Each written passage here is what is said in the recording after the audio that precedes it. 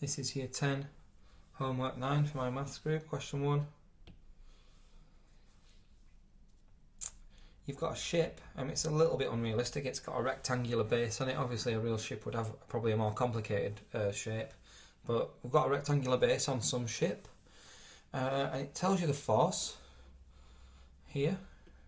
You've been asked to work out the pressure, and then on that question also what are the units that you would use. Question 2, work out the volume of those two shapes.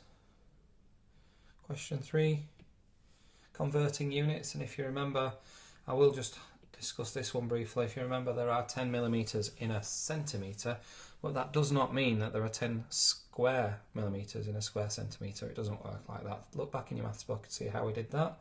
Question 4, factorising quadratics. It's coming back again. Some of you are still struggling with this a little bit, so we're practicing that. Remember, they go into two brackets like that. Got double brackets there when you factorise a quadratic. On to question 5.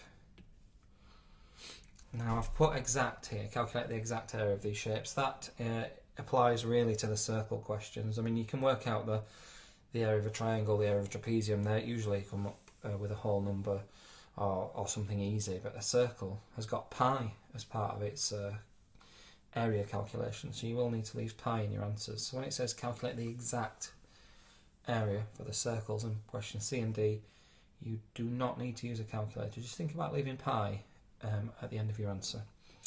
On to question 6. Describing this journey, so you need to say what's happening. I'll start you off. An object starts at rest, and then its distance up the side, so it's travelling a certain distance in a certain amount of time, then it stops for a bit, and so on. You need to be specific about that journey. On to the next question. This is the last bit.